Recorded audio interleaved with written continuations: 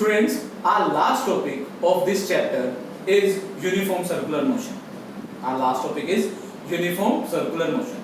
हम इस टॉपिक में पढ़ेंगे यूनिफॉर्म सर्कुलर मोशन होता क्या है और उससे रिलेटेड फैक्ट्स, उसके बारे में, उससे रिलेटेड जो भी चीजें हैं सब कुछ हम पढ़ने वाले हैं इस वाले टॉपिक में, इस वाले अपने वीडियो में।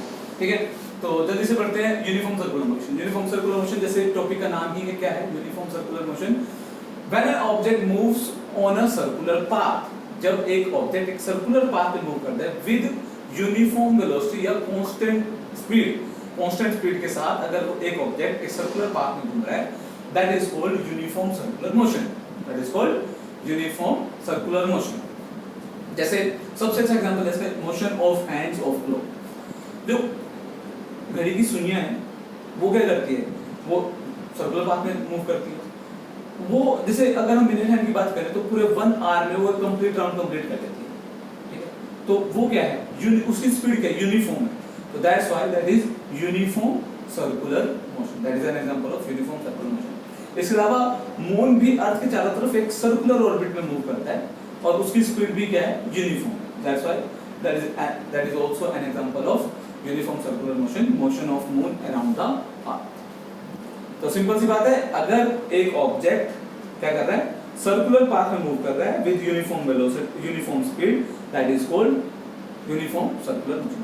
Okay, non uniform circular motion क्या होगा, when an object move in a circular path but with non uniform speed। अगर एक ऑब्जेक्ट सर्कुलर पाथ में तो मूव कर रहा है बट उसकी स्पीड यूनिफॉर्म नहीं है, in that case that is called non uniform circular motion. चलो अब कुछ इंपॉर्टेंट पॉइंट्स हैं रिगार्डिंग टू सर्कुलर मोशन, जल्दी से उनको करते हैं। Uniform circular motion is an example of acceleration. ये सबसे इंपॉर्टेंट, अगर इस पूरे टॉपिक से जो सबसे ज्यादा क्वेश्चन पूछे जाते हैं वो सिर्फ इस पॉइंट के ऊपर पूछे जाते हैं। जब एक पार्टिकल एक सर्कुलर मोशन में होता है तो वो एक्सेलरेटेड मोशन में होता है। अगर उसकी स्पीड यूनिफॉर्म है तो भी सोचने वाली बात है, एक ऑब्जेक्ट को अगर मैं सर्कुलर पाथ में घुमा रहा हूं, उसकी स्पीड यूनिफॉर्म है, स्पीड कांस्टेंट है, उसके बावजूद भी वो एक्सेलरेटेड मोशन का एग्जांपल है। व्हाई? क्यों? क्योंकि जब वो एक सर्कुलर पाथ में घूमता है तो ऑब्जेक्ट की वेलोसिटी, अगर मैं इस पॉइंट पे वेलोसिटी निकालूं तो इस डायरेक्शन में होगी, इस पॉइंट पे निकालूं तो इस डायरेक्शन में होगी, इस पॉइंट पे निकालूं तो इस डायरेक्शन में होगी, इस पॉइंट पे निकाल दो। एक सर्कुलर पाथ में ऑब्जेक्ट की वेलोसिटी कैसे निकालते हैं, by drawing the tangent at that point, by drawing tangent at that point. तो होगा क्या, जब ऑब्जेक्ट एक सर्कुलर पाथ में मूव कर रहा है तो उसकी वेलोसिटी हर एक पॉइंट पे क्या हो रही है, चेंज हो रही है। हर एक पॉइंट पे जब उसकी वेलोसिटी, जबकि वेलोसिटी चेंज होगी, क्योंकि वेलोसिटी क्यों चेंज हो रही है, क्योंकि उसकी डायरेक्शन चेंज हो रही है। स्पीड तो सेम है पर डायरेक्शन चेंज होने की वजह से उसकी वेलोसिटी चेंज होगी। Change in velocity after regular interval of time. अगर हर वेलोसिटी चेंज होती है after regular interval of time, that is called acceleration. तो इसमें यही हो रहा है, हर एक पॉइंट पर स्पीड तो कांस्टेंट है बट वेलोसिटी चेंज हो रही है। वेलोसिटी क्यों चेंज हो रही है, क्योंकि जो डायरेक्शन है वो चेंज हो रही है, डायरेक्शन चेंज होने से वेलोसिटी चेंज होगी।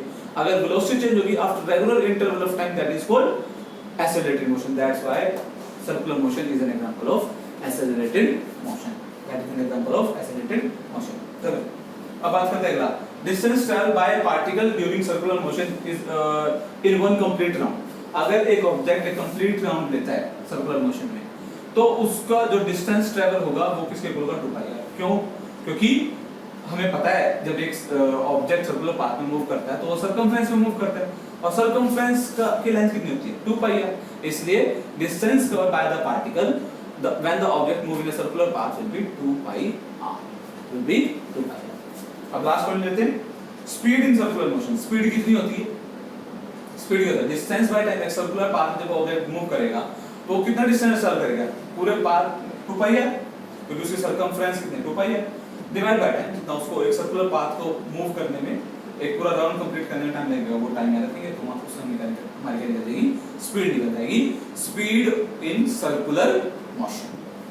तो यहाँ पर हमारा थ्योरी पार्ट इस पूरे चैप्टर का कंप्लीट होता है। इसके बाद हम क्या करने वाले हैं, इसके बाद हम एग्जांपल्स करने वाले हैं बहुत सारे इस चैप्टर के, because a lot of examples are very important in this chapter। इस चैप्टर के बहुत सारे एग्जांपल्स न्यूमेरिकल्स हमने करने हैं, बिकॉज न्यूमेरिकल बहुत इंपॉर्टेंट है इस चैप्टर के। एक ना एक न्यूमेरिकल फाइनल एग्जाम में जरूर आता है।